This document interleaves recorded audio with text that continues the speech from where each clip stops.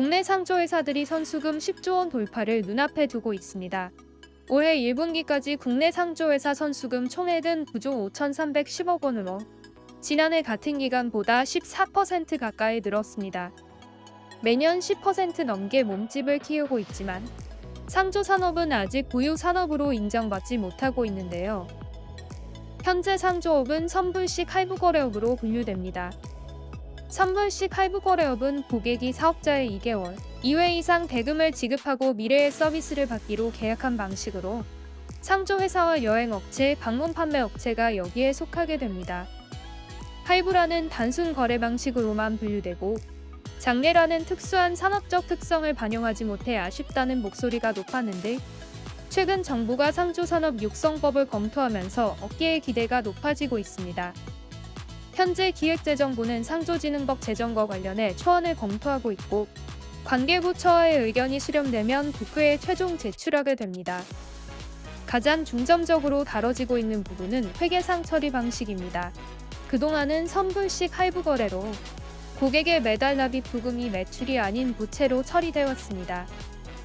고객이 장래 서비스라든가 전환 서비스로 납입 부금을 사용해야 매출로 잡히는 구조로 장사를 잘해 납입 부금이 많아질수록 부채도 커지는 구조인 것인데요. 이번에 논의되고 있는 상조진흥법에서는 고객 납입액의 절반을 부채가 아닌 안정적인 예치로 보는 방안이 검토되고 있습니다. 상조진흥법 제정으로 상조산업이 그동안의 한계를 넘어서 한 걸음 더 도약할 수 있을 것으로 기대되고 있습니다.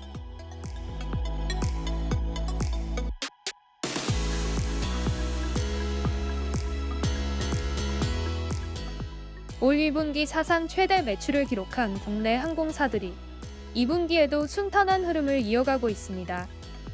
팬데믹으로 침체됐던 여객 수요가 일본, 동남아 등 중단거리 노선을 중심으로 빠르게 회복했기 때문인데요. 이러한 실적 개선은 2분기에도 계속될 것으로 보입니다.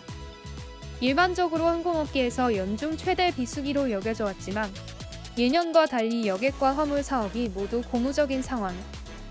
특히 일본 노선 여객 수요는 1에서 1 초성수기에 근접한 수준입니다.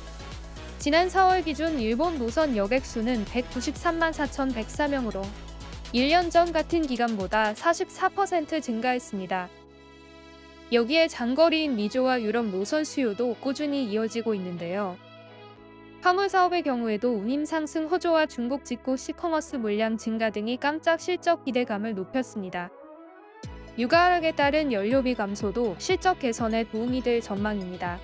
배럴당 107달러까지 상승했던 항공유 가격은 최근 90달러까지 하락했습니다. 여름 휴가철 성수기를 앞두고 여전히 수요 대비 여객기 공급 부족이 지속되는 만큼 LCC 항공사들의 실적 증가세가 보다 두드러질 것으로 분석됩니다.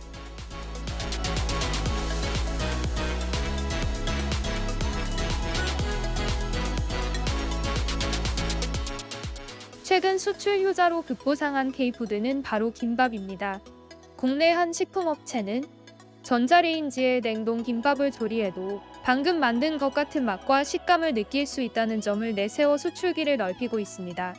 올해는 미국 대형 유통업체에 입점하는 성과를 내며 수출 경쟁력을 입증했습니다. 간편 조리할 수 있게 만든 떡볶이도 유망 수출 품목으로 떠오르고 있습니다.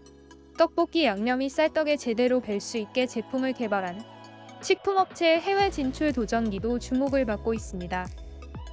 이처럼 김밥과 떡볶이 등의 수출 경쟁력을 알리는 쌀가공식품 산업대전도 열렸는데요.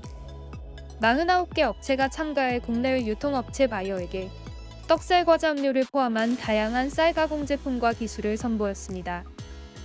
올 들어 5월까지 쌀가공식품 수출액은 1억 1,300만 달러로 전년 대비 42.8% 늘었는데 주요 농식품 중 가장 가파른 수출 성장세를 보였습니다.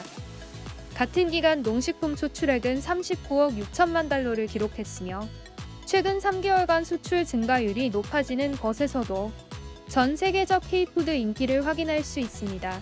정부는 식품 산업을 글로벌 성장 산업으로 육성하고 이를 위해 농식품부와 산업통상자원부 등 부처 간 협업도 강화한다는 방침입니다.